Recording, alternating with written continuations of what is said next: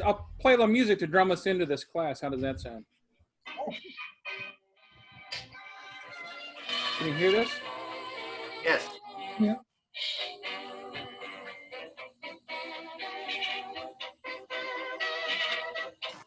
Can you hear that? Yeah. Yes. What is it?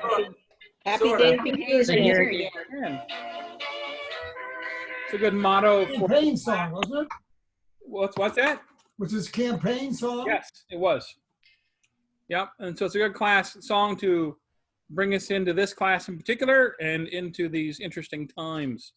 Because as I have said to people, if Franklin Roosevelt could teach us how to walk again, we sure as hell can get through this crap. So it'll be a little weird for a while, but we'll be back in class, I think, hanging out together, and that will be fun. People are learning how to do all sorts of things via online. Yep. Doing class. We went to Mass yesterday via online, which is pretty amazing. Amy had a birthday party on Saturday, and we started out with a group of friends, but then her cousins got in, and next thing you know, the cousins took over on Zoom, and it was a complete gab fest for an hour and a half. Blah, blah, blah, blah. But it helped on her birthday make her feel like everything wasn't just out the window. So that's good. If you have any questions about Zoom, once we're done with class, we can talk about that stuff. But I think Oh, sugar. get the hang of it. I think I it's lost you. Sugar. we still hear you, Mary. You're still there. I am. Yeah. Well. So feel free at moments in the class if you need to go let the cat out or let the dog out, which I may have to do at some point. Go ahead and do that. We're going to play a little loosey-goosey here. Need to use the facilities, go ahead and do that. I don't think these classes will run the full 2 hours because the dynamic of everything has changed.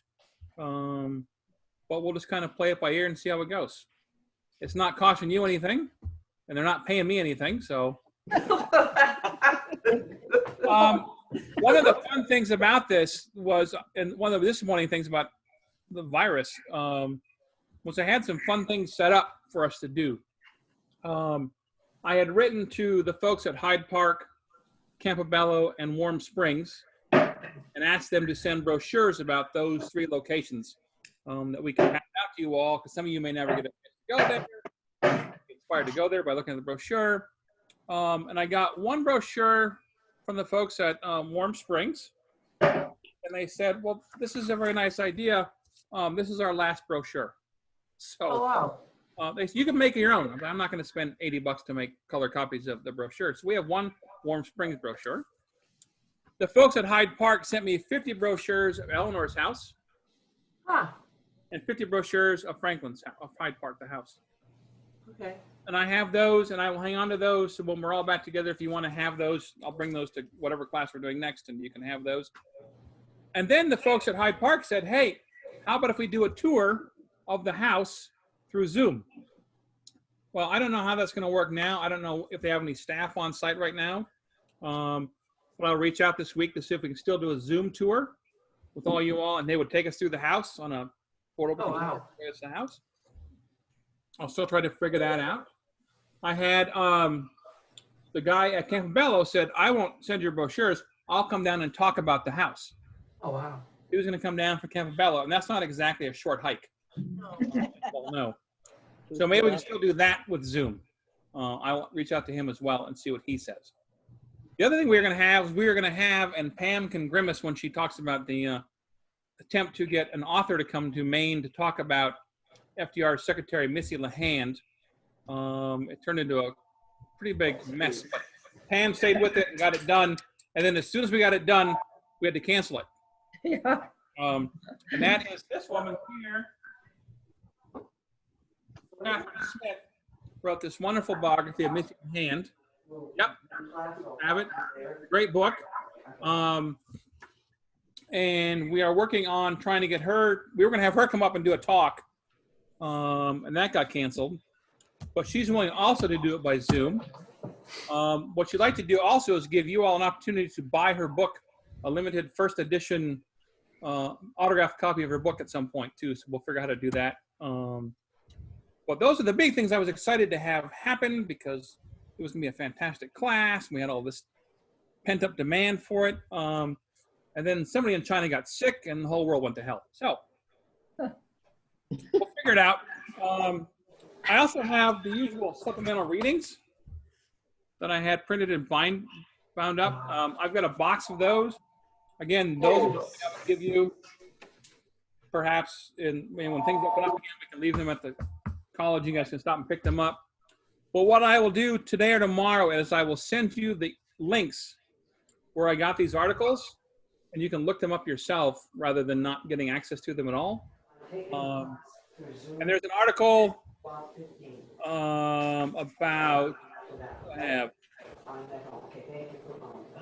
article about by an author named Christine Wicker, who wrote a fascinating book about Roosevelt and his religious experiences.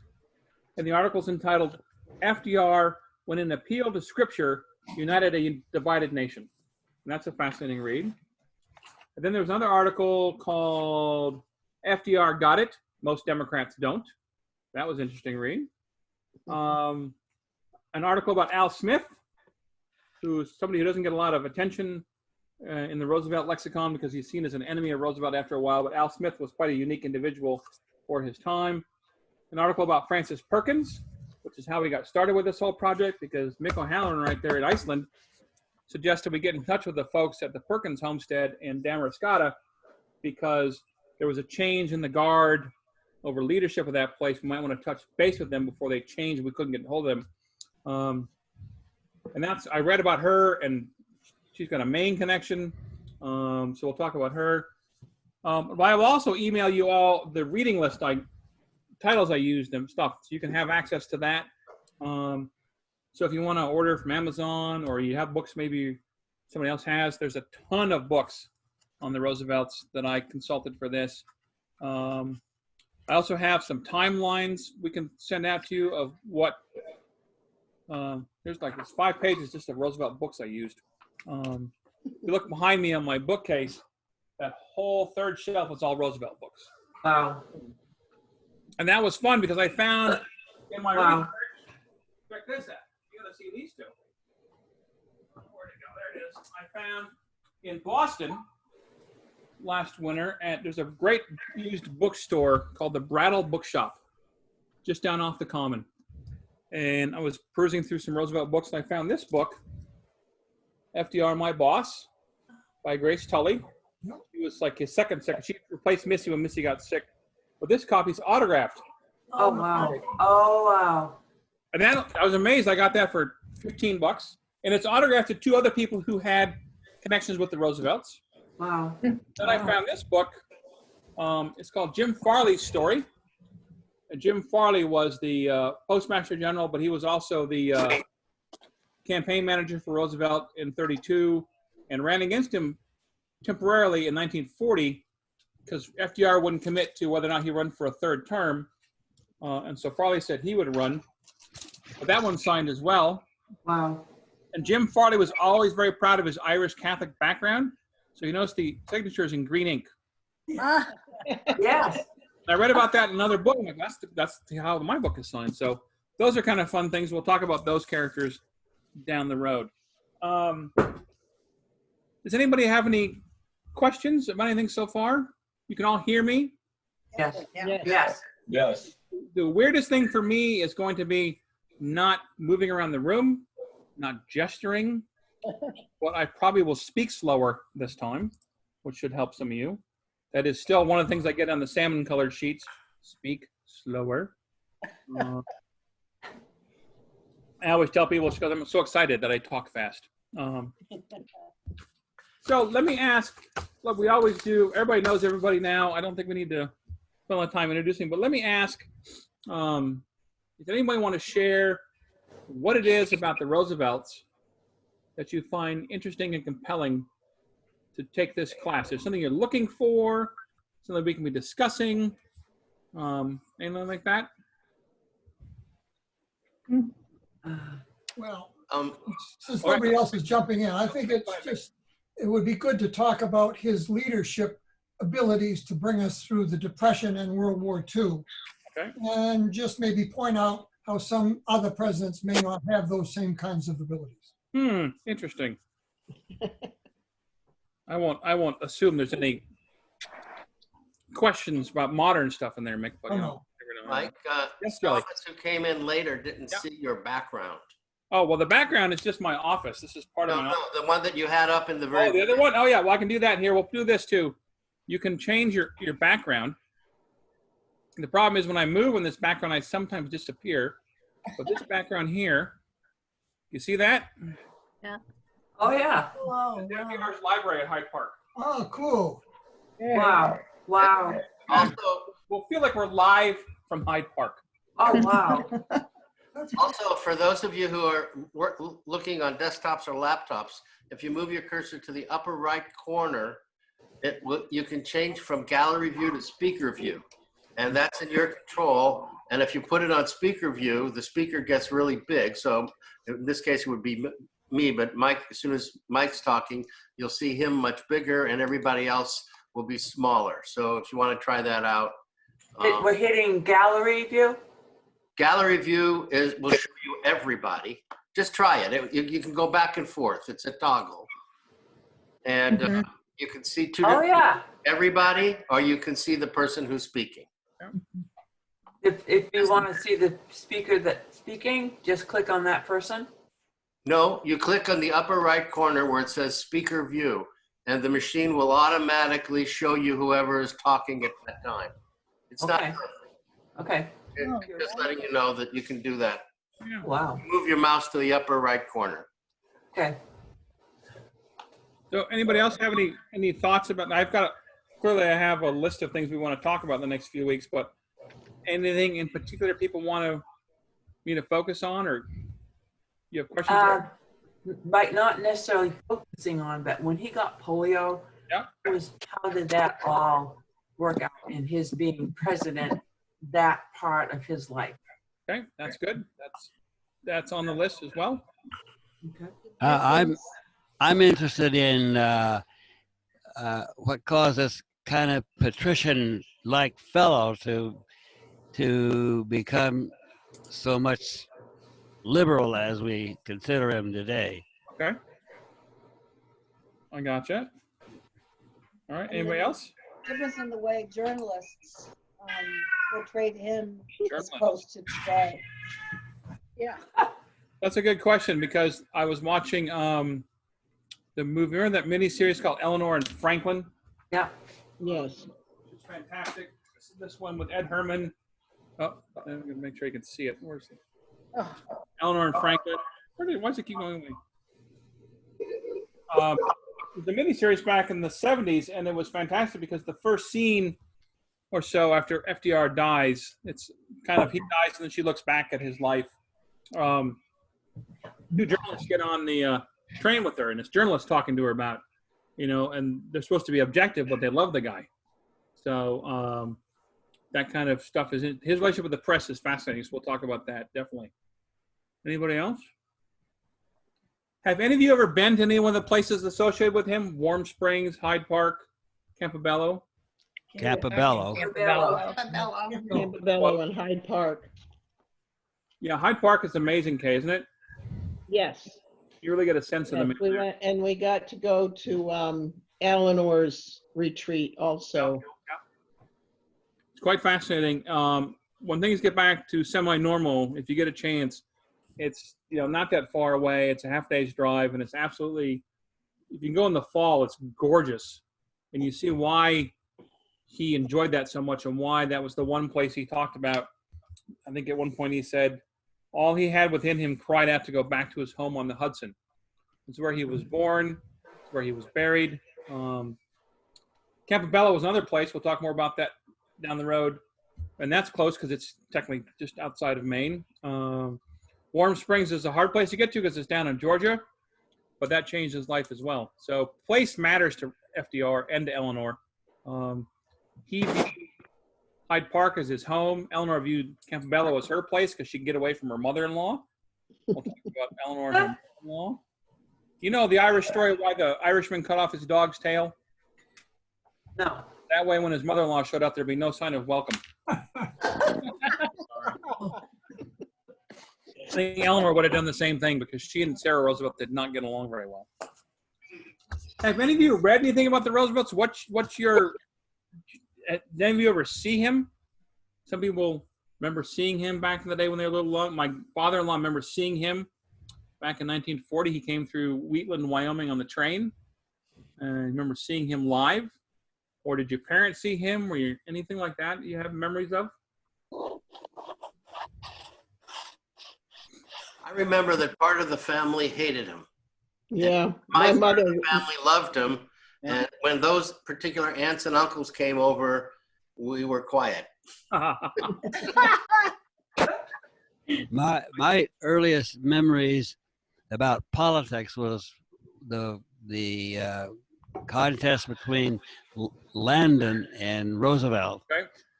And there was a neighbor who came over. I must have been younger than knee pants and was trying to induce me to vote for Landon. And my mother was, oh no, he wouldn't vote for Roosevelt.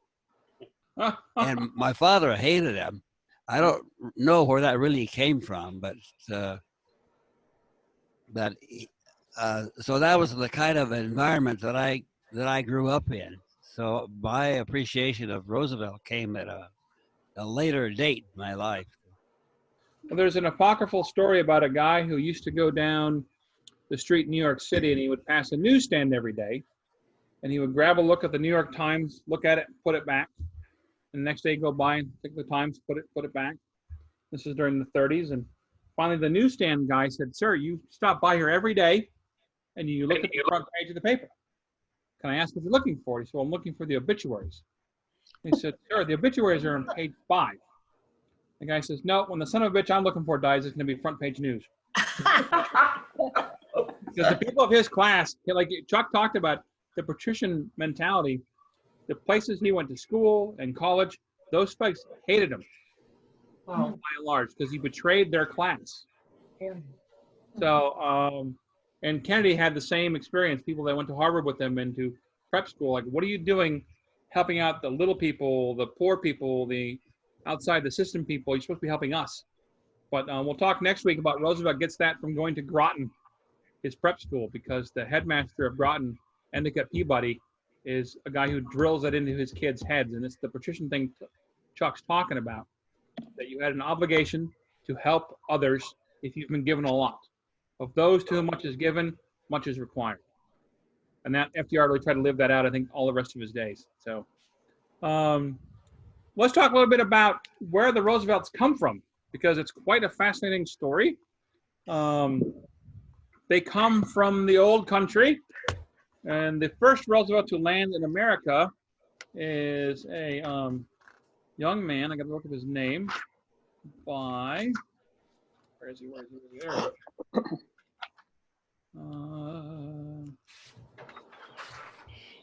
Klaus Martensen von Rosenfeld. If I say that 5 times real fast. In the 1640s, we don't know exactly when, but Klaus sailed to New Amsterdam, New York, from Holland. And there are still Roosevelts and Rosenvelts in that part of the world that claim descendants to FDR. That's not uncommon to see people from that part of the world. Remember that the Pilgrims had been in Holland for a while, so there's connection to getting to the new country and this new world. And it didn't take long after Jamestown in Plymouth for there to be a settlement on what became New York City, New Amsterdam, because they were the ones who kind of ran it for a long time. They think he was born in about 1626, and he was married to a woman named Jeanette Thomas. They don't know if they married before and came here together, or they married when they got here. They met. Sometimes these families get established, like the Kennedy family met. JFK's great-grandparents met on a boat coming to America from Ireland. So sometimes they'll get to do something on the ship. You might have a little shipyard romance going on. But in any case, they were married. And if you've ever been to New York City, anybody been to New York City? Or know the layout a little bit? Back then, it's hard to think of with that big city. That was all farmland for a while. It was just farms and farms and farms. And the Roosevelts had a farm somewhere between 10th and Broadway near the Empire State Building in that area was there. They had a big farm. And of course, you have to go back and look at the records, but there are some records of people having land plots that you can look up and find and explore. But unlike a lot of folks too, they eventually, when they got married and set a farm up, they had kids. And they had 4 children. And again, FDR was very proud of his Dutch heritage. He was very proud of his background.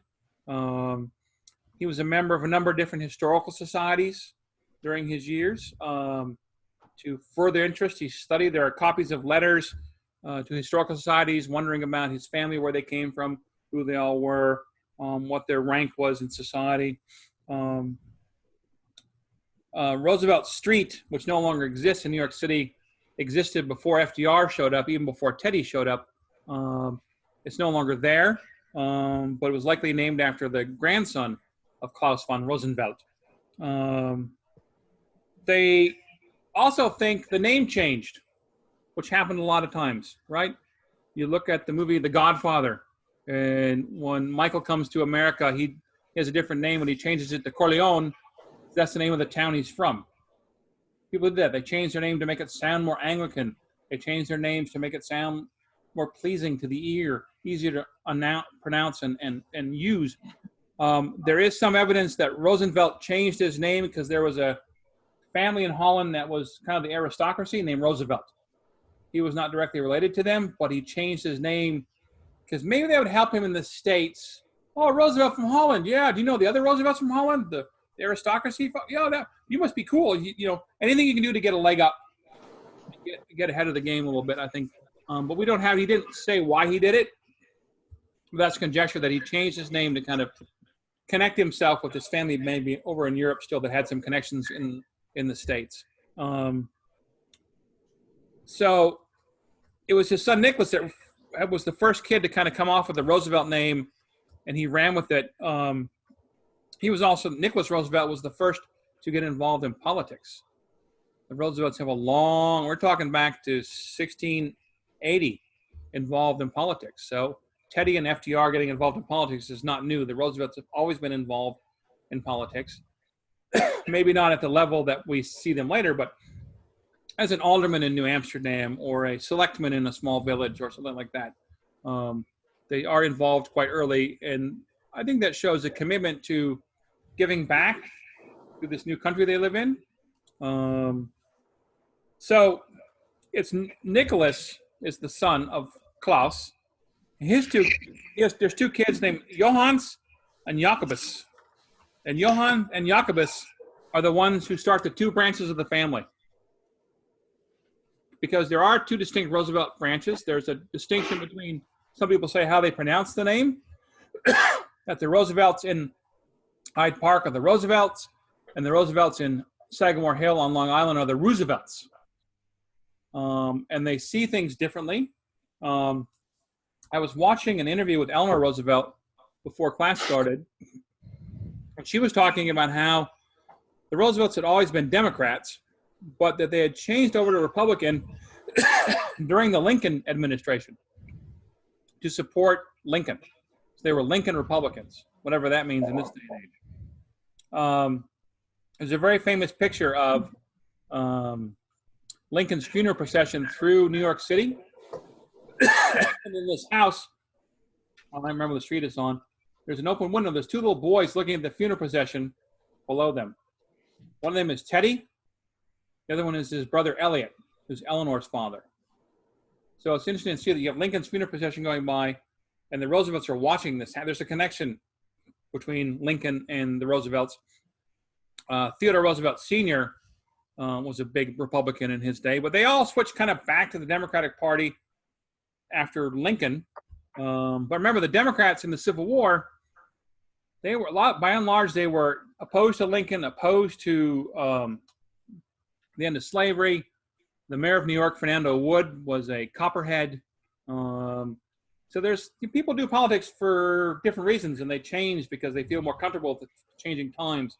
And the Roosevelts were that way too. So Johannes Roosevelt, the one who established the Oyster Bay side of the family. And if you know where Oyster Bay is, it's on Long Island. It's kind of perceived as a hoity-toity neighborhood, very nouveau riche, and has very patrician, as Chuck said. His son was another Jacobus. His son was James Jacobus. So there's Johannes Jacobus, James Jacobus, Cornelius von Schack Roosevelt, Theodore Roosevelt Sr., who's Teddy's father, and then Teddy. And Teddy's brother Elliot is Eleanor's dad. You don't need to write that. So we get kind of that's the Oyster Bay family. That's the group. So Jacobus, the original Jacobus, has a son named Isaac, and he has a son named Jacobus III. He has a son named Isaac Daniel. His son is James Roosevelt, and that is FDR's father. And they're the Hyde Park folks. So they don't go too far, but they do stay in New York. I think that's interesting. I'm good, dear. What's going on with you? We're going to mute. Okay, there we go. So like a lot of families that come to this country, some folks put down roots and stay. Some folks move constantly out west. If I track my family, I see migration patterns going into Virginia, Maryland, and then in Appalachia, and then Arkansas, and then further west. I'm sure we all have similar stories like that. But the Roosevelts didn't go very far. I think part of that was they got established very quickly in politics, and they got established pretty quickly in making some money. And if you're making money where you're at, why move? You know, that's, I think, with the lesson behind it. They found a way to make money. The other family that comes into play here is the Delano family. The first Delano that we know of is a guy who showed up in Plymouth in 1621, whose name was Philippe Delanoy. And that gets changed over time. They can trace their ancestry back to William the Conqueror. Folks are very interested in making sure that they have these connections, that there's they have some hoof behind their name, that they're not just floundering in this new country, that they come from stock that is important, that people want to be part of. Philippe's son Thomas married the daughter of Priscilla Alden, if you remember that name from history. So he quickly marries into aristocracy in Plymouth, and off to the races they go. So the Roosevelts, as I said, have been involved in politics over the years. There's some connections to the Revolution, which is great. But the families tend to drift apart, how they make their money. By the 1800s, the Roosevelts, Franklin's branch of the family, Franklin's father is born in 1828, and he makes his money very quickly by doing railroad work. He's a lawyer. He is the definition, if you want to talk about it, of a country squire. Does that mean anything to anybody? What do you think of when you think of a country squire? Well, someone who's kind of the overlord of the area, and he has people who are living just short of serfdom, you know, who are his renters and patrons. Yeah. But the name has a connotation of some kind of benevolence. Yeah. In Yeah. his treatment of his subjects. Right. Anybody else have? That's pretty good, Chuck. Anybody else have an idea what do you see when you think of a country squire? Horses. What was that? Horses. Oh yeah, there you go. Well, James Roosevelt was very fond of his horses. England. What's that? Okay. England. England. Yep. I think of it British aristocracy. Almost like a Jane Austen book. Yeah. Living in the country with a nice big house. I always love whenever you see a movie and they need to have a big house be seen in the movie, they always film it Blenheim, which is the Churchill home. That thing's big enough to be a hospital. I mean, it was so huge. But I think people aspire to that kind of lifestyle. To have enough money, you could just not work, sit on your porch, smoke a pipe, do some paperwork, ride around on a horse, checking out what people were doing.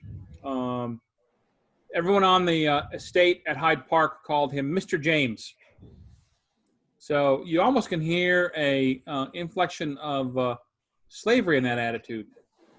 Because if you read some of the old slavery texts, it's, Mr. So-and-so, Mr. James came around to talk to us, or Mr. Thomas.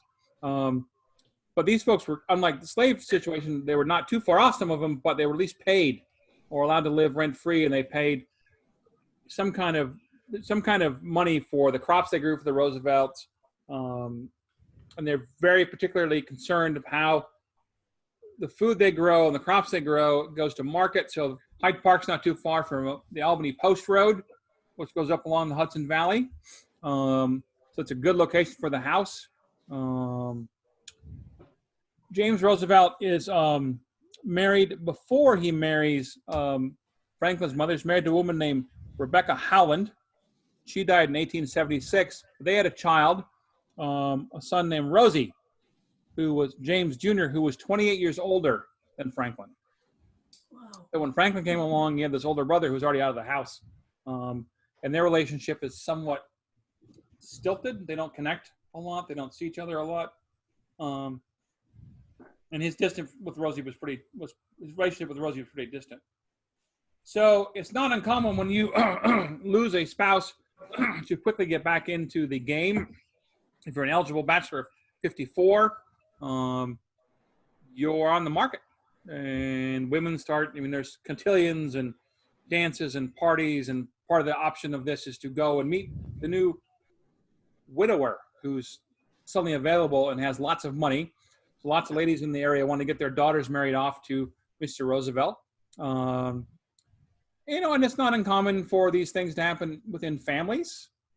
We'll talk about Franklin and Eleanor later and their relationship, but this is not unheard of to have families strengthening the bonds, so to speak. But James meets Sarah Delano in 1880. She's a distant cousin of his. She's a young woman who catches his eye. He's in his 50s. She's just over 20. Unfortunately for her, life with him is never all that robust because he starts having health problems very quickly after they get married. He's been a lawyer. He's worked on the railroads. He's been the country squire. So his lifestyle isn't like robust, but he isn't really well. But he's well enough to father a child, which is Franklin. And it's interesting because the age difference is so big. He's such an older dad. And because his health isn't good, you would think he would not be around much but he's always at the house. He doesn't travel much anymore. He doesn't go anywhere. He stays at Hyde Park. So he's always there for Franklin. And so he has a good relationship with Franklin because he's home a lot. And that's something you don't always see with some of these. JFK had a distant relationship with his father because his father was never home. Martin Luther King was never home. His kids didn't know where he was. But FDR had a good relationship with his father because his father was there because he couldn't go anywhere. His health was not good. So the best thing for him to do was to stay at Hyde Park and sit on the porch, ride a horse once in a while, smoke a cigar, just be there for his son. Now, Sarah Roosevelt is an entirely different story. She's there all the time, but she's there all the time. She is what would you call it? Let's say Franklin's a mama's boy. He reminds me a lot of Douglas MacArthur. Those two guys had a lot in common in later years, but when MacArthur went to West Point, his mother lived at the Thayer Hotel on campus all 4 years. Can you imagine have a mommy live there right on campus for 4 years? And she would yell at him. She'd say, Douglas, I noticed your lights were on late last night. Did you have a girl in your room? No, mother. I know your lights are off, Franklin. Why aren't you studying? Her room was right in the front. She could see his room. There were stories he tried to get assigned to rooms where she couldn't see into his room, but that was a different style. They figured that was the way to keep track of these boys. And Sarah Roosevelt was definitely like that. Franklin was not allowed to be pictured in boy clothes until he was 4 or 5. That's not uncommon. Really, outfits were something in fashion at the time. We're going to come more people coming in. Travel ban, but again, So, limit their travel. there we go. All with the purpose of Any questions so far? here and keep our medical facilities from being inundated with these COVID-19. I'm going to mute Again, this comes on the heels. Okay. So it's a fascinating story, I think. And how do you, as a young boy, I mean, it's got to be tough to be living in a family where your dad's a semi-invalid and you're a young boy and you want to go do stuff. One of the things that's fascinating is there's a story, Jonathan has a book about the childhood lives of presidents. And Franklin at one point he was running around the Hyde Park estate, which as Kay knows is a pretty good sized place. And it goes down to the river. And one day he was allowed to go do whatever he wanted. Just go get in trouble, whatever you have to do, just go, be free. And oddly enough, he never spoke about what he did the rest of his life. So did he catch a train into Poughkeepsie? Did he go down the river? What did he do? Can you imagine having that kind of day back as you're a kid? Just like one day you could just go do whatever you wanted and the parents would never ask you a question about it? Some people get in big trouble, I think.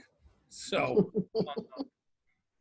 but I think this is where FDR, as a young man, learns to appreciate nature, and we see that come out in his work as governor, particularly of New York and president of the United States. His interest in conservation, because he has the free roam of this estate, he has the free range of this beautiful house on the Hudson,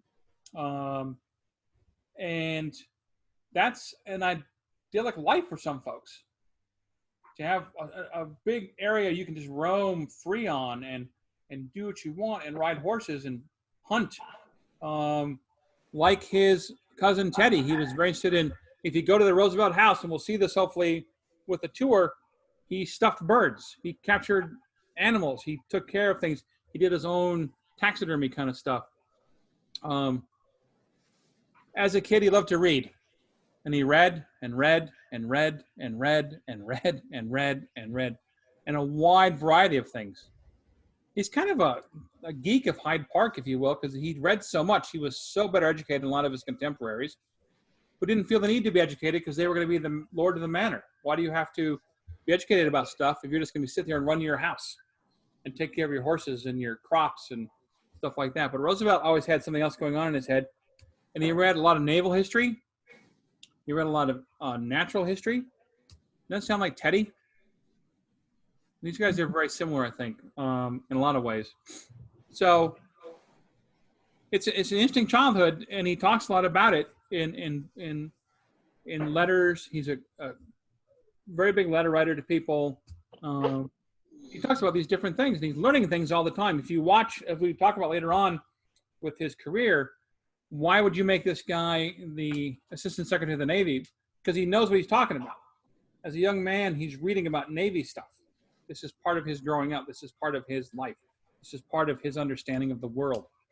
And he's taking cues from that from Teddy, because Teddy is the Assistant Secretary of the Navy when Franklin's a young man.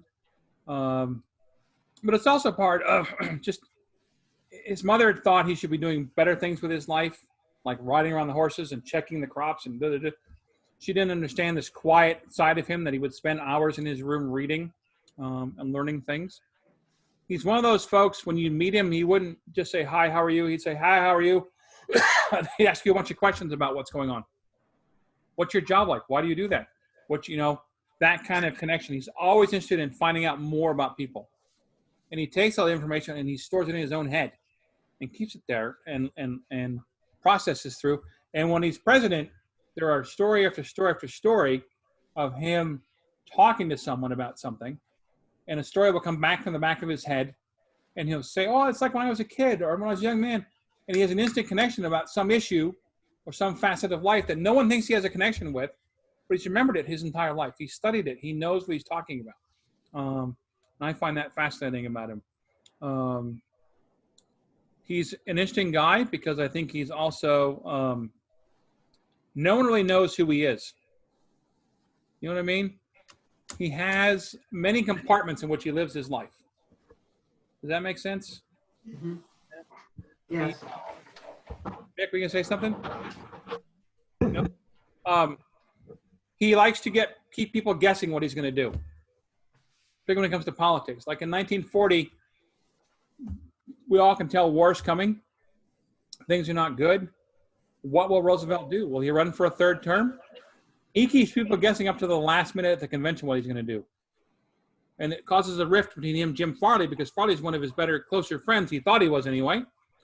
And Farley thought he had the permission to run for president because Roosevelt wasn't going to. And Roosevelt would tell somebody that, and he would tell somebody else the other thing. Kept them all guessing. No one knew who his VP was going to be in 40 either. Who was it going to be? Would it be John Gardner, who'd been his VP for 2 terms? No one knew. He didn't talk about it. 1944, his VP from 40 to 44, Henry Wallace, thought he'd be there for a 2nd term. He couldn't get a commitment from the president. He liked to keep his options open.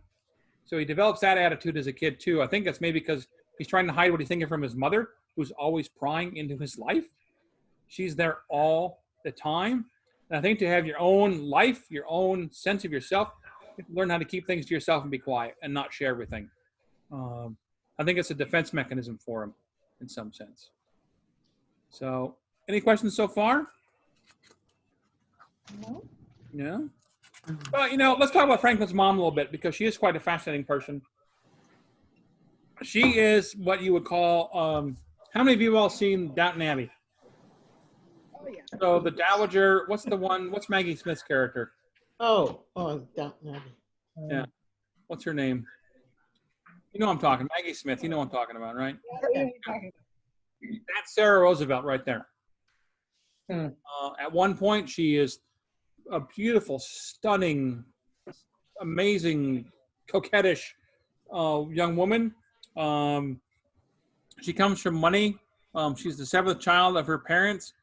Her father had often gone on trips to the Far East, and so had Sarah, as she's well-traveled, more so than most people, much less women at that time, didn't travel. They weren't allowed to. That wasn't what women did. But her father brought her on trips. The Delanos, however you want to pronounce it, made a lot of their money in the opium trade. So it's kind of ill-gotten booty. Oh, wow. Which would explain, but that's in that time period, that's a big medicinal thing that can be given to people to help with a variety of medical ailments. It's widely available. People use it a lot like they would marijuana today, to kind of calm themselves down as a pain medicator. But you have to go get it. You have to get to the Far East to get it and bring it back. And so that's where the Delanos kept their money from. But she's very much like Maggie Smith. I'm trying to figure out how to describe her. She's very much like Maggie Smith's character in Downton Abbey. She's funny. She's sarcastic. She's witty. She can be mean-spirited. Even when her son is president of the United States of America, she sits at the head of the table. That says something. I'm the president, Mama, but I'm your mother. And she would sit right there. I mean, she never gave up an inch. She controlled his purse strings her entire life. When he and Eleanor got married, her gift to them was an apartment in New York City, which you can go still see. It's on the campus of Hunter College, which Eleanor worked at. And it was a beautiful apartment house, brownstone in Manhattan, with one door. And you walked in the door, and there were 2 doors. And one side was Sarah's side, the other side was Frank and Eleanor's side. And once you got past the main stairs and upstairs further, there were adjoining doors. Eleanor had to be used to sitting there doing some knitting, and her mother-in-law would just walk in the room. She didn't have to announce herself. It's her house. She paid for it. I don't think I would have taken that as a gift from my mother-in-law. I love my mother-in-law, but wow. She's very, very, very involved in his life. She wants him to do what her husband did. She wants him, he can dally in politics a little bit, but she wants him to come back to Hyde Park and be the country squire. Particularly when he's afflicted with polio, she sees no other option for him. That's all he can do, right? He can't walk. How can he be anything in politics? He should just come home like his father, who was an invalid most of his life, and run the roost. And that would be fine with her. If he has to bring Eleanor along, fine. But, the 2 of them don't get along very well. So she is, just think of that from Downton Abbey. She is Maggie Smith. I think she has Franklin's best interests at heart, but she doesn't understand what he's doing and why he's doing it. I don't think she's trying to control him in that sense. I think she just doesn't get it. That he's a different kettle of fish, as my father-in-law says. He thinks differently. He wants to do more than she wants him to do. But to do those things, he has to have money. And to have money, he has to talk to mama, because she has up until the day she dies in 1941, she controls his money. Everything he does, he has to get from her. Oh, wow. So that's pretty interesting. Terrible. Well, what are you going to do? That's kind of the life you get, right? How did she do that? How did she do that? Yeah. That's how she raised him. That he was afraid of her, I think, in some sense. She managed all the books, everything. She kind of controlled the purse strings since he was a kid. And I don't think he knew any better, any different. And as long as he got what he wanted, he was willing to kind of give in to her. We've all been there. Like, yes, Mom, whatever you need, Mom. That's fine, Mom. I mean, I still do that today. We all do with our mothers. But I think it was just a convenience thing for him, Shelley, that he didn't have to fight her on stuff all the time. Yeah. It was much easier to go along and kind of nod your head at her and move up so he could get some things done he wanted to do. Now, the other thing they did, her husband, James Roosevelt, died. He had a heart attack in his 60s, and he had progressive more heart attacks, and he got more and more unwell, more and more confined to home. And these happened when Franklin was away at boarding school. And those things changed his view. He couldn't get home. He was very distraught when his father died. He was 17 years old when his father died. And now you've got any kind of barrier between his mother and he is now gone. Because there's not much been written about his dad's personality. I think he was somewhat strong, but when he's out of the picture, it's full bore Sarah Roosevelt at him all the time. There's an anecdotal story about James Roosevelt was a Democrat his whole life and had taken Franklin to meet Grover Cleveland. And Grover Cleveland patted young 4-year-old Franklin on the head and say, "You too may live in this house someday, young man, but you don't want to be here as president. You can come work here. You don't want to be president. What a horrible job." I don't think it's a real story, but it's come down that Grover Cleveland wished he would not become president. So James had connections in those political circles, which probably furthered Franklin's interest because his father did know some political leaders. His father did have an interest in politics. It was through his father that he went to Groton School. I'm always fascinated by the pop culture versions of boarding schools, whether it's The Emperor, what's that movie with Kevin Kline a few years ago, or Dead Poet Society, or Scent of Woman, these places that you send your kids. Has anyone ever been to boarding school or know anybody that's been to boarding school? It's kind of a passé thing. Of course, they're all co-ed. Back then, it was boys at one school and girls, and there's different reasons why you go to boarding school. A lot of girls go to boarding school to kind of finish themselves and become ladies of the town and debutantes and that kind of stuff. And men are off to school to learn, to educate themselves, get ready for their place in society. The Groton School, which is in Massachusetts, was founded by Endicott Peabody. And that's a long-standing name in Massachusetts history. And Endicott Peabody will live to be quite old and will actually witness his former pupil, Franklin Roosevelt, be nominated and elected president of the United States. So that's Franklin really has no choice. There's not much in the way of public schools for the nouveau riche and the patrician class. You're going to go to boarding school. Endicott Peabody had actually been an Episcopal minister in Arizona, and had lived in Tombstone for a couple of years and knew Wyatt Earp. I'm always fascinated by these connections between people. Like Franklin Roosevelt was 1 degree separated from Wyatt Earp. And I'm sure Endicott Peabody told stories about living in Tombstone, the drinking, the carousing, the prostitution, the gunfights, the Earps. He's a very patrician guy, but it kind of adds to his kind of street cred that he spent a couple of years, and is regarded as building the first Episcopal church in Arizona was built by Endicott Peabody in 1882. I just saw an ad in a magazine. That's one of the sites in Tombstone you can go to is this church. It's the oldest freestanding church and Episcopal church in Arizona. And I was like, wow, that sounds familiar. And I realized that's the church that Endicott Peabody built with the help of Wyatt Earp. So there you go. Wyatt Earp wasn't always a bad guy. He went to church. He was a good guy, right? I'll tell you a story about Sarah Roosevelt in this book. This is a book some of you may have seen back in the day called Roosevelt in Respect. Fascinating book. And there's a story about Eleanor Roosevelt, or Sarah Roosevelt I wanted to read you.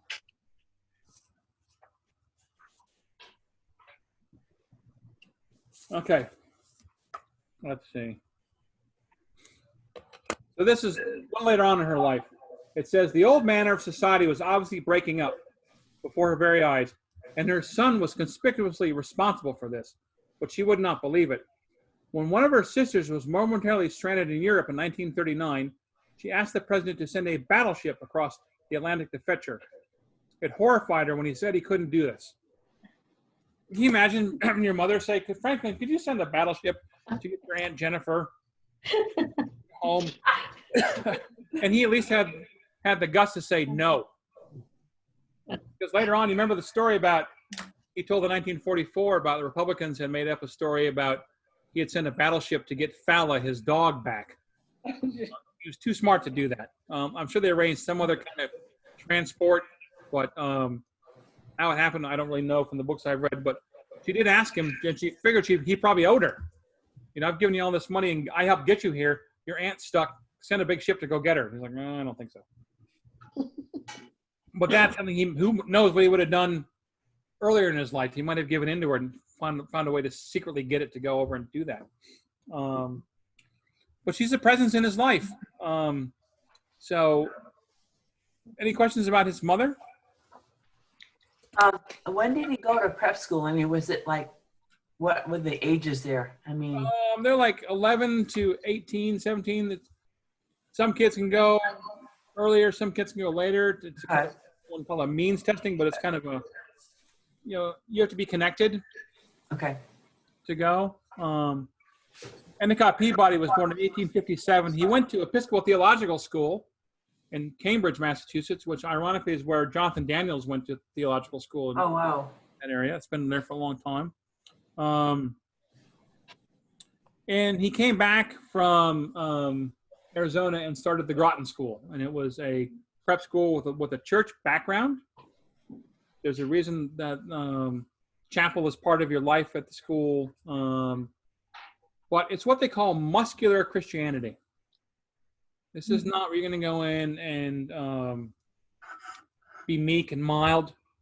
You're going to go in and you're going to do things and you're going to change the world, and you can do it kind of a warrior status.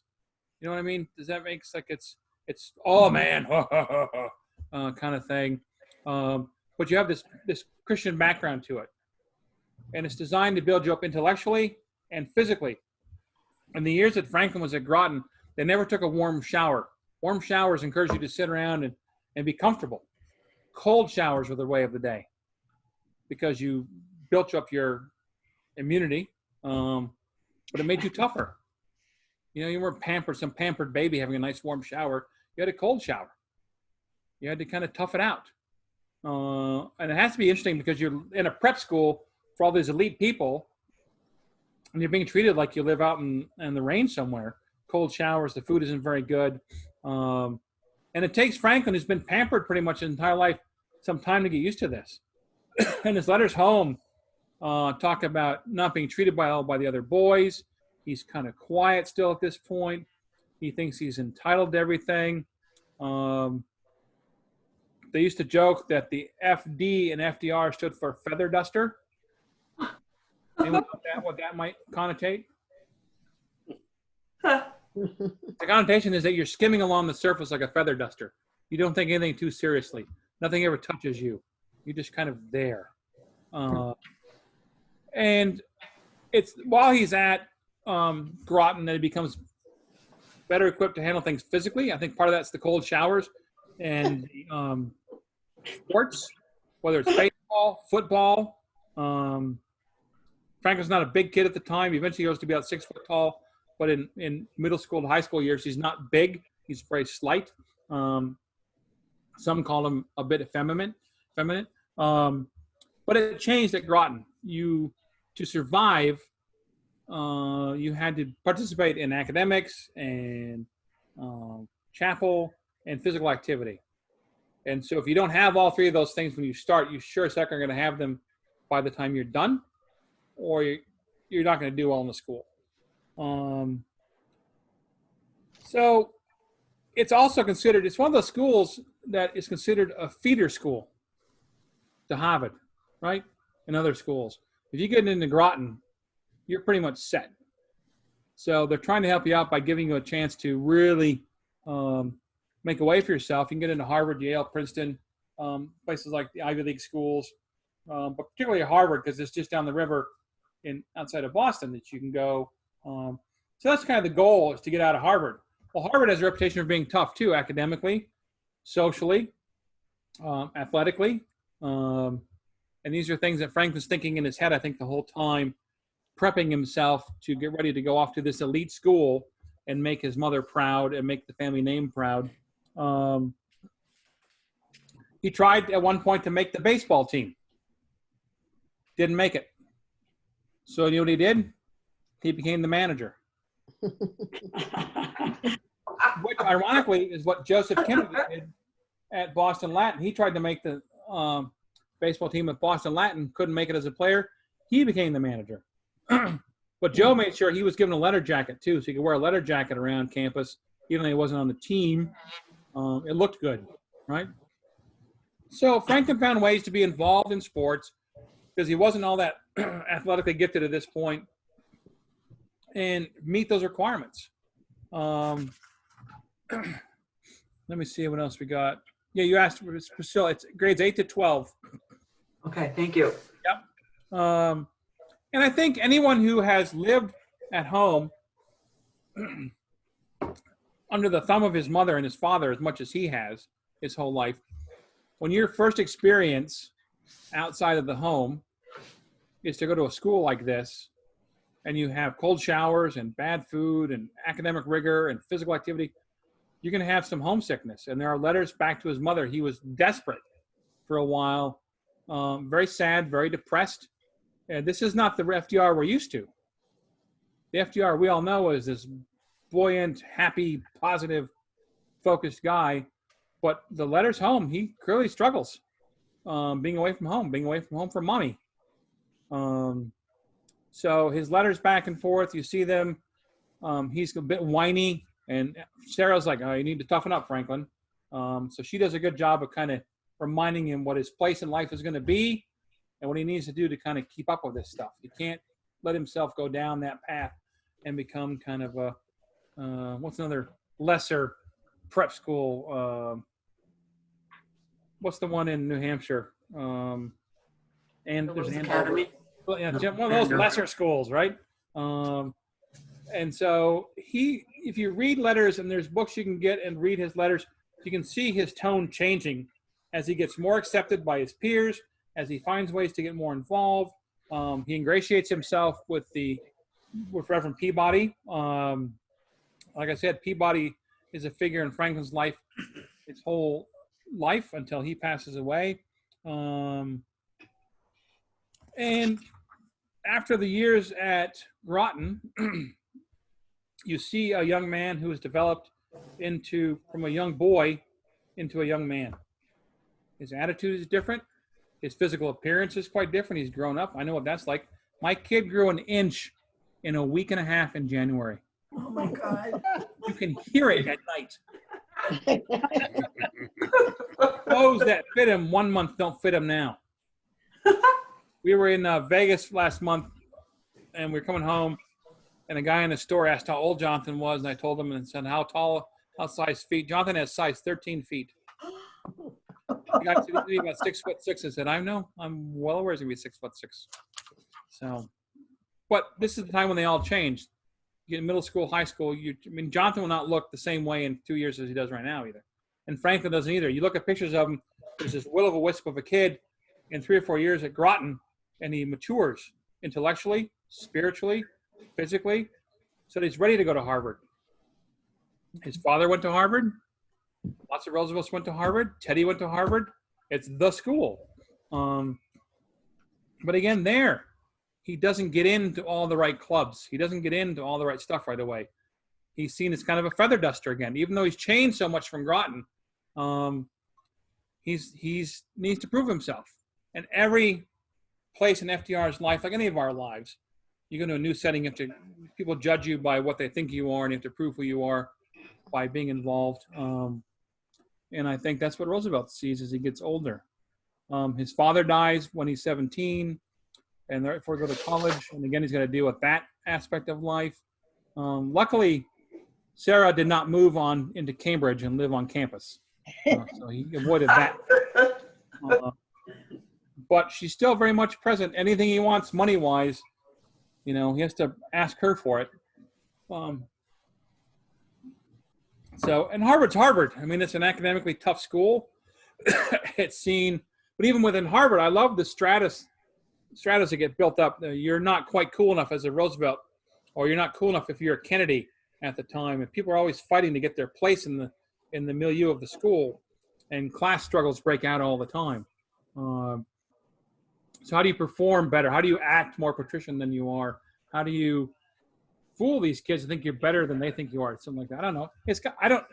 I know one guy that went to Harvard, and his freshman year or senior year, he was an RA, a resident assistant.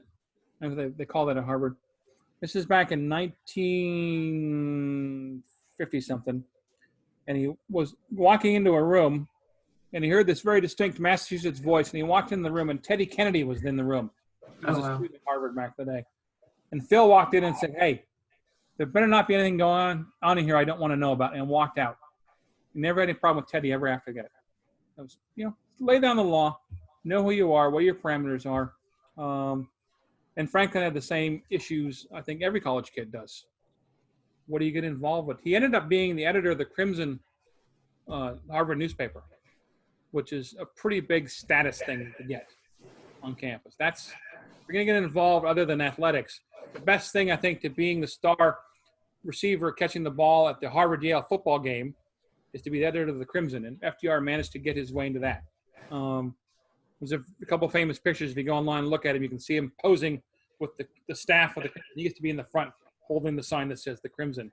So that's something that will help him as he gets out of college when he's looking for a job. Not that he's ever going to get out of college and have to go really looking for a job. Isn't a kid is going, "Oh, do I have to go work at McDonald's for a couple of weeks? What's going on?" Well, what did he major in? History. History? History, yeah. What good is that? I don't know. I had a minor in it. So it's amazing how he's what it must be like to be able to go to the best prep school, the best college, and not have to worry about anything. What is your mindset that's your life has been handed to you on a silver platter, so to speak? You can go to you went to law school eventually, but you don't have to worry about it. Anyone have a job for you because you're Franklin Roosevelt. Your dad was James Roosevelt. Your cousin's the president of the United States. So that's where he's kind of set up. Let's talk a bit about Eleanor, because she's quite a fascinating story in her own right. Mike, can I ask a question before you start, Ellen? Yep. How, at that period of time when he was at Harvard, how aware of that he was following in Teddy's footsteps? He was at Harvard. Teddy's career was just starting to take off at the time Franklin was at Harvard. Okay. So Teddy hadn't quite been, later on you look at Franklin, he's Assistant Secretary of the Navy. He's, he's all this stuff that Teddy did, even down to the glasses. But Teddy's still just starting. He's aware of him, but I don't think there's quite this focus on emulating everything Teddy does.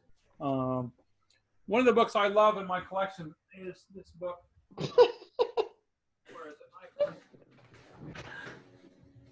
Eleanor Roosevelt's autobiography. I think the best thing about this class in my research is just reading about her. You don't see that? I've read a lot about her. And learned about him through her. And she's absolutely, she's an amazing, amazing woman. I think her story is as equal to, if not more important in some ways than his. But she struggles with some of the same stuff in a way, but from a different perspective. She comes from Franklin's home was broken up by death. His father dies. But Eleanor's family is broken up by it's a bad marriage. Her father is a raging alcoholic. Eleanor Roosevelt is a raging alcoholic, suffers from mental illness, they think. And he, again and again, tries to get help, and it doesn't work. He's always being compared to his brother Teddy, Elliot Roosevelt. That's going to be tough. And I often think of, I know I don't want to bring too much modern stuff in here, but the stories of the Bidens.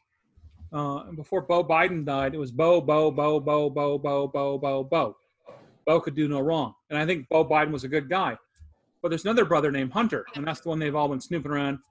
And how do you live your life when your father talks about your other brother all the time? If you read about Hunter Biden's life, he's had problems with drugs. He was kicked out of the Navy for cocaine abuse. He's had a rough life. This is a guy, he divorces his wife and dates his brother's widow. This sounds like Elliot Roosevelt. This sounds like the other brother who isn't getting the attention and is getting shunted aside, and he'll do anything to get his father's attention in some ways.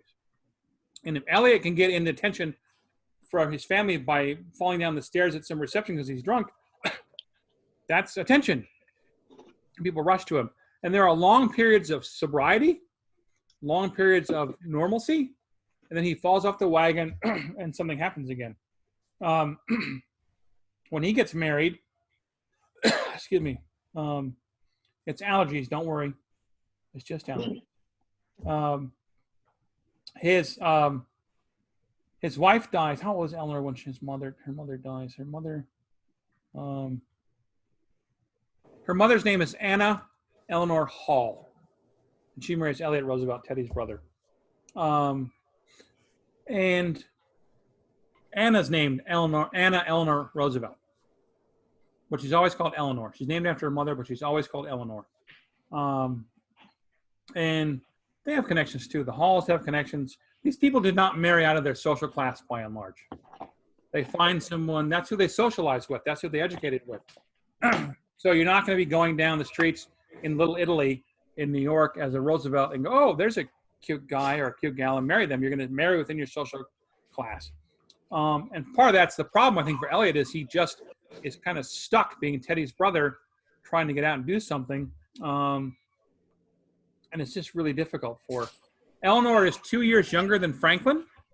He was born in January of 1882. She's born in October of 1884. She's born in New York City, unlike Franklin, who's born in Hyde Park. And her mother was not well, was not a healthy woman. And she died of diphtheria when Eleanor was 7 years old. Oh, wow. And she has, if you read her stuff, she has kind of a complex life. She loves her mother, misses her mother a great deal. But her mother also remarked, and so do other members of the family, that Eleanor wasn't quite attractive enough. She looks very serious as a young girl. She's very dour. They used to call her Granny. Can you imagine being like 8 years old and your aunts and uncles call you Granny? What's that do to your psyche when you're trying to burst out of your shell and you are? They call you Granny because if you look at Eleanor Roosevelt when she's coming of age, she's absolutely a gorgeous woman. She's very tall, has beautiful hair, eyes that sparkle, and when she smiled, she lit up a room. But she was so self-conscious, she wouldn't do that very much. They told her she didn't look good. She wasn't attractive enough for people. And that's just a horrible way, I think, to grow up. And that instills in her a sense of not trusting people, I think, from a very young age, because her mother's taken away. Her father's often gone because he's taken away to asylums to get help for his alcoholism and other issues he has. So she doesn't allow herself to get too attached to people because they're suddenly taken away. Does that make sense? Mm-hmm. We all, I think, have experiences like that sometimes. And you see that through her entire life, that she's kind of withdrawn. She becomes much more open as she really finds herself when Franklin's governor in particular. We'll talk about that in a couple of weeks. But it's just really tough. And so what do people do when they can't handle being a parent? Sometimes they send them off to school.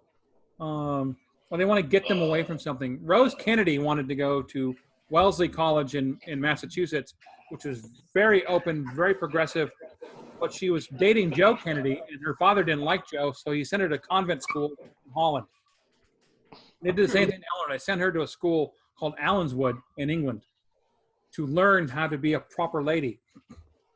What they didn't know was that the woman who ran Allenswood was very progressive, very much at the fore of the women's movement as it was back in 1900. And it really changed Eleanor's view of herself and what she mattered, how she mattered to people, what she could do. This is before women can vote. So by and large, why would you spend time with progressive issues and causes if you can't participate in the process? But that's not what Allenswood taught her. They taught her to be progressive, think for herself, to see other people not as people to be looked down upon, but as people to be helped if they're on the outside of society. This is a lot of where her progressive nature comes from. And so I can't remember the name of the lady who ran the place. It was, I can't remember. Okay. Marie Souvestri. She was the headmistress. I don't know if I'm pronouncing it. My French friends can probably help me out. And she kind of took Eleanor under her wing, and they stayed friends until she died in 1905. But I think we all have an educator who means a lot to you, somebody from your school career and life who took the time to reach out to you and help you out a little bit, that extra encouragement that you still feel today. I'm still friends with my college professor who was a huge impact on my life. And if they're any good, the impact stays. So Endicott Peabody, you see in Franklin, Endicott Peabody's influence. You see in Eleanor's life, Madame Souvestri's influence. And if we're lucky, you have those people. Anybody think of a teacher you had when you were younger that you still think of? One, Pam? Who was it? I had to unmute myself here. It was a teacher I had in 6th grade. She was, we had her for all of the classes, but she was an artist, and she took special interest in the students and spent a lot of extra time with them. And she was a really special person. Yeah, cool. Anybody else? No, Shelley? I had several, but to bring one into focus at this moment, I lived in a mill town in northern New Hampshire, but there were some really good teachers. Yeah. Yep. Shelley, you had your hand up? I had one in the 8th grade, English teacher, who, made me feel good about writing. Yeah, nice. And I had a physics teacher in high school who told me how disappointed he was that he thought I didn't do my homework, but he made me feel like I should do my homework. Well, and that's the amazing thing about educators, right, is that they can have a real positive impact on you. I had a math teacher in eighth grade in Wyoming, and I got a progress report halfway through the semester said I was failing. And so my dad and I sat down the rest of the semester. I got nothing less than a B on anything I did. And the guy still failed me. And I'd never seen my dad so angry. He got in the car and drove from Teton Village into Jackson, which is like a 45-minute drive in about a half hour. And the teacher was still in the room. He said, "What are you doing?" "Well, that's my system." He said, "You've told this kid that no matter what he does, it doesn't matter." You can have teachers like that tell you that, but you have to take those teachers and put them aside and move to the positive ones. My 3rd grade teacher I loved because she taught me how to really read and enjoy books. And I took her out to lunch a couple years ago. I was the first person who had ever taken her out to lunch to thank her for what she'd done. Oh, wow. Well, you know what? Maybe a lot of others, because you made a lot of people's lives. So FDR had Endicott Peabody and Eleanor had Men of Souvestri. So part of the problem, too, was she has to witness these public humiliations of her father. He eventually dies rather young. And this problem with marriage and alcoholism is going to show up in the Roosevelts for a long time. I can't remember. There's like 19 marriages between Franklin and Eleanor's kids. They're Oh, wow. some of them are married 3 or 4 times, 2 times, 5 times. It's just insane. We'll talk more about that later in the road. But when she comes home, she gets her coming out party. We don't do that anymore. A debutante ball at the Waldorf Astoria, of all places. Oh, wow. Wow, talking about society. Wow. High mighty society. But this is what she said about her own debut. It was simply awful. It was a beautiful party, of course, but I was so unhappy because a girl who comes out is so utterly miserable if she does not know all the young people.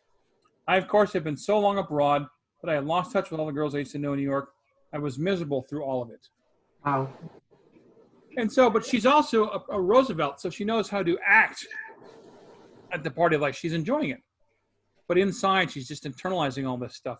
A lot of it is because she doesn't think she's been told she doesn't look as beautiful as other people, including members of her own family. Her cousin, Alice Roosevelt, if you know anything about Alice Roosevelt, Teddy's daughter, who had her own issues, right? When she was born, her mother and grandmother died on the same day. Mhm. Oh, my And Teddy goodness. went off to North Dakota. Yeah. And in his diary, he wrote, "The light of my life has gone out forever," and he never spoke his wife's name again. And he banished Alice off to family members and schools because it was like he couldn't bear to see her. She was too much a reminder of his dead wife. And she never talked about her mother with him. He never spoke about her again. So everybody has issues. Everybody has problems in these family situations. And when you're someone in the spotlight, it gets highlighted a little bit more. And Eleanor struggled with it too. But then she meets her 5th cousin, Franklin. There are a number of different stories about how they met. They clearly knew each other when they were younger, because the Roosevelts socialized a little bit more than they did after a while. But when you're 4 and 3, you don't remember that stuff. But the story goes that they were on the same train going up to Poughkeepsie from New York City. And he caught her, knew who she was, and he and his mother went and had Eleanor sit with them. He started talking to her. And he was immediately smitten. There's something about her personality that he enjoys right off the bat. There's something about her look that's appealing to him. And I think at first it's just a friendship. It's nothing more deep than that. It's cousins. You're cousins. But in his mind in particular, it turns into something else. I don't know if it's because he's feeling he's at that point in his life. He's starting to think about settling down. But he's much more prone to falling in love with her than she is with him, partially because she is so afraid of being hurt in her whole life. And you'll see these again when he betrays her in 1920. It's just a deep wound that some people don't think she ever got over it. But she's hesitant. There's a great scene. If you want to watch Eleanor and Franklin on YouTube, you can catch clips of it. And there's a scene where he's proposing to her. And he can't quite get it out. And she's like, she thought he was going to not talk to her again. She thought he was going to break up with her. But he never really says, "I love you, will you marry me?" He says, "Well, I'm trying to ask you in a roundabout way. Perhaps you'd like to be my wife." Wow, what a romantic guy. But I think that's kind of how he was brought up. And I think she was resistant. He really didn't know what to do with it. But when they first met, they had to date in secret. Now, they're both very young. He's just out of college. She's just come home from Europe. He's trying to find himself, going to law school. And there's any number of, if you look at pictures of FDR when he's 20, 22, 23, even though he's a really good looking young man. He's 6 foot tall. He's the kind of guy when he walks in the room, women just kind of go, "Whoo, wow, who's that guy?" He's got the personality, the charisma that when he walks, he's the guy everyone looks at. And she doesn't feel that way about herself. She comes in quietly and shy, hangs on the wall. So he could have anybody. There are belles of New York are all around Franklin. And she doesn't understand why he picks her. So it's kind of a quiet relationship at first. And the main reason they're quiet about it is, anyone want to take a guess? Mama. Mama. Oh my God, Mama. And they have to keep it from her for a while. And once they tell her, she's like, "Oh, please, just keep it quiet for a year, would you? Hoping, I think, that it would fall apart and it would all go away and they could all move on with their lives and they could just go back to being cousins. But Franklin really has fallen in love with her. I think Eleanor has fallen in love with him too, but she's much more hesitant about it than he is. He's, like I said, he's the guy that he bursts into your life with that energy, whether it's you're an admiral or a general or a politician or you're a woman, he's just boom, he's there. And she's much more quiet and afraid. I think she's really afraid of trusting too much more in a person. Because when you do that, you're going to get hurt, right? That's life. At some point, they're going to disappoint you. And she can't handle that idea. Her father's dead. Her mother's dead. People have treated her badly for a long time. Her self-confidence. I mean, Dr. Phil could do a whole month's worth of show on Eleanor Roosevelt because they didn't know how to handle it back then. It was a different world. You're just quiet, Eleanor. She had some serious issues in her head, but she didn't know how to get help. They didn't offer that kind of help back then. So he wears her down, and they announce they're getting married. A lot of times they didn't have long engagements back then, real engagements. The public announcement was relatively short. And they got married on St. Patrick's Day. Excuse me. Yeah. Anybody want to ask questions? Anything? No? Yes. They married on St. Patrick's Day in 1905. I have a question. Yes, ma'am. Weren't they concerned about the whole being cousin thing? Not that far distantly related. That happens a lot, actually. If you look at one of the fun things about learning my family history stuff is there are names down the family tree where it's more of a wreath than a tree. So and it's not uncommon for people to have been gotten married to your brother's widow. Your brother dies, and you're single, and your brother's widow's there. You married to keep the family name going. Mm-hmm. If they had been first cousins, I think they would have been squashed pretty fast. But this is fifth cousins. They're distantly enough related. They're not worried about bloodline problems. As a matter of fact, as Franklin told Eleanor, he says, this is a great idea because we don't have to change the stationery.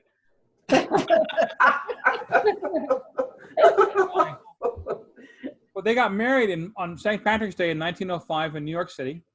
And anybody remember who gave away the bride? Teddy. Now, when the President of the United States comes to give you away at your wedding, it's not a quiet event. They had it in a townhouse that the Roosevelts owned, and so that's one thing, but even that's not a small little apartment place. And to get the guy giving away the bride, it's a parade. He comes down up from D.C., comes to the train station, and Teddy's not going to just go quietly to the wedding. They're going to make sure there's a procession to see Teddy saying, "Bully, bully."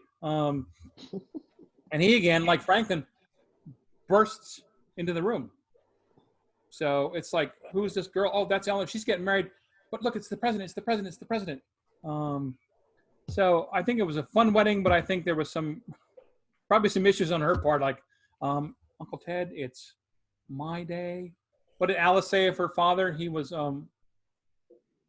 he would be, what was about his father? He was the bride at every wedding. The bride at every wedding and the corpse at every funeral. That's how Teddy was. We all know people like that. They're just it. And Teddy thrived off that adulation and that attention. I think we all know somebody like that. That's right. The guy with the blonde hair we're talking about? Oh, it's blonde? No, or whatever. Thin. I thought it was plastic. Let's not go down that road, boys and girls. It's nonpartisan. This class is free, and I'm getting paid nothing, so we can all do what we want. No. We're not meeting on the university campus, so we can say whatever we want, except so. Does she have siblings, Mike? What's that? Does she have any brothers? She has a brother, Hall Roosevelt, who struggles with alcoholism his entire life. Okay.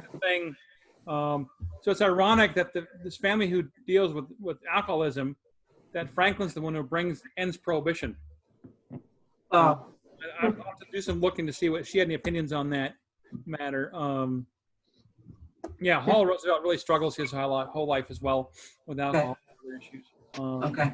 And there's clearly some undiagnosed mental health issues in the family that were just, oh, she's just overworked, or they're just silly.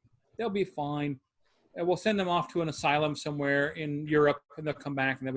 But they're not really getting at the root problem, the causes of the problem, I think. And she's very much aware of her brother and writes about him often, writes to him often, keeps in touch with him. Yeah, it's a struggle for her to see what happens. Thank you. Yeah. So here's this young couple. They get married and they go off on a very lengthy honeymoon to Europe to get away from the crazy family. Franklin something's wrong with him. I don't know if he's so nervous about being married now. He gets sick on their trip and he breaks out in hives, like painful hives.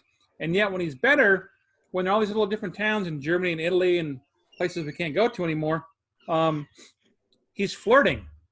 And that does nothing to help her self-esteem issues, because he's like, here's this beautiful bride. They've just got married, and it's some party that someone's organized for them. Someone knows the family, and ambassadors organized a party. And they walk into a room, and Eleanor is very quiet and shy. And Frank goes, hey, he's talking to all the girls. And he kind of leaves her in the corner. I don't necessarily think he means anything by that, but it's just he can't help himself. He walks in the room, and he just kind of is there. But that doesn't help her. So the pictures on their honeymoon, you can go online and look. He's happy so much, and she's like, and then when they come home, Mama has given them this gift of this apartment. I cannot imagine living in the same building as my mother or my mother-in-law. That's just crazy. But you know what? It's a free house. It's right in New York City. Franklin doesn't have to go work to get a house. He doesn't have to ask Mama for anything. She gives it to him before he even thinks about it. I don't think Eleanor thought it was a great idea, because what do you want to do when you take a mama's boy and get him out of the family clutches? You want some time to kind of maybe make him part of your life now? That's hard to do when Mama lives right next door. No privacy whatsoever or anything. It's crazy. I don't understand how that happened for these folks, but it did. And then Eleanor, of course, she's a good Victorian era wife. She's supposed to have babies. Let's get at it. Start having kids. Come on. And I'm sure Mama's in the corner going, Eleanor, you need to have more babies. It needs to be another generation of Roosevelts. And what's ironic about the Roosevelts is child rearing is totally different back then. You don't raise your own child. Nannies raise your child. They're brought in. And this isn't a thing from the aristocracy that gets passed down from England and Germany and whatever to America, that this class of people, you hire nannies and nursemaids to come. I mean, you don't even breastfeed your own kids. Someone else does that. A wet nurse comes and does that for you. Your kids come in at 6 o'clock at night and they say goodbye. You pat them on the head and off they go. That's kind of the way things work for a lot of these folks. That's a different life than you see down in the Bowery of New York City. Eleanor, at this time, she and Franklin both had done she was working on social work ideas and was trying to be a social worker. And they were venturing out of their townhouse in Manhattan, going down to the lower part of the city and seeing what things were like. And both of them write letters to people and journal entries about how shocked they were. They didn't know anybody else could live like this.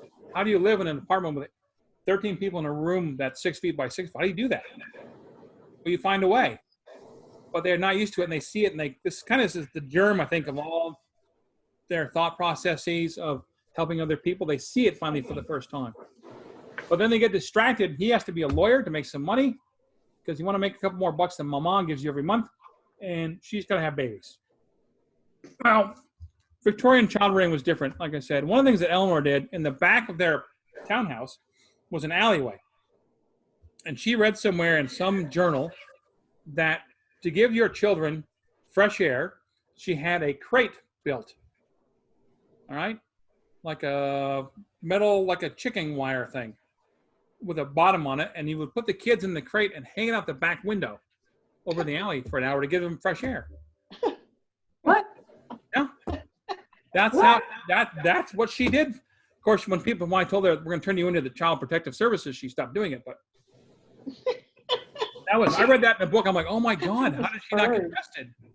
So they both look great, 2 foot by 3 foot. And a little baby went out there. Eleanor's in the kitchen, and the baby's on this hook in the back, hanging out the alley, getting some fresh air. They're hanging in the crate? That's crazy. I know, but that's what she did. She read it in a journal. That's somebody's idea of what to do for childcare back in the day. Kid gets some fresh air. You can spend a few minutes doing something in the house. But what if what if it breaks? She didn't do it for many of the kids. And I think finally somebody said, you really can't do that. But that's one thing. She didn't know what to do. She relied on nannies to do that stuff. Of the kids they had, there was a child that they named Franklin Jr. who died very shortly after he was born. That's not uncommon in this era. But the relationship between Eleanor and Franklin both and their children is good for a long time. It becomes rather distant as they get older. And we'll talk more about that. We'll talk about relationships in the Roosevelts down the road because there's not getting exactly a good example of what to do. Months after he was born. Thank you. My history tech just walked by and said Franklin Jr. died 9 months after he was born. Thank you. Go back to the basement, please. Jonathan, years ago, they had fourth grade. They had a what would you call it? A President's Day, and all the kids had to dress up like a president and then talk about them. So Jonathan wanted to be FDR. So we found some pince-nez glasses, and I'll send you a picture of him as FDR. And at the day when they had to go talk in the classroom, he borrowed the wheelchair from the school. Oh, wow. Wheeled in. I said, wave, very much like very big waves like Franklin used to do. So that's pretty funny. FDR's his hero, so can't ask for a better one, I don't think. So, any questions about anything so far? I don't want to get too much further down the road because the Roosevelts are going to get very busy in the 1920s. There's going to be some real problems in their marriage, and then Franklin's going to get sick, and we'll talk about that stuff. I will reach out to the folks at Campobello and Hyde Park, see if we can still do those Zoom with them and let you know how that's going to work. We'll see if anybody else joins us next week, but let's do the same time next week, 10 o'clock. I won't open up quite so we'll open up at 9:45 next week, so you're not all bored out of your minds waiting for everybody else to come on. But you all can hear me? Mm-hmm. Yes. Very well. Just working? Yeah. Yes, Very well. very good. See, Pam, normally I'd be running around the room waving my arms and making more jokes, but it's a different setup here. I don't know how to do them. I can't move. I'm still doing this as I go along. But. Yeah, except they disappear. Yeah, That's kind of cool. we'll have a different picture behind us, too, next week. I have like 10 pictures of Roosevelt-related stuff we can use for a backdrop. Good. Sometimes when you have the virtual backdrop, like I noticed Sue O'Halloran disappeared once or twice. She split in two, actually, at one point. Left room was gone. But if you just have the room, your office, it's pretty clear, I think. Well, there was one time when you turned around to take a book off your shelf and your head disappeared. There are people that would like that to happen, I'm sure. Well, I will email you all links this week. I will email you links for these articles that I was going to have.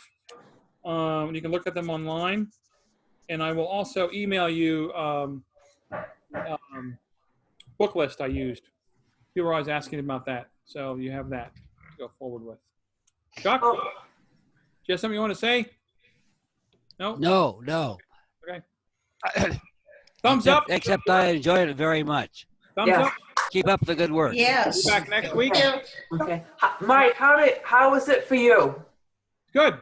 This is your first time. I was worried that I want to know how you're doing.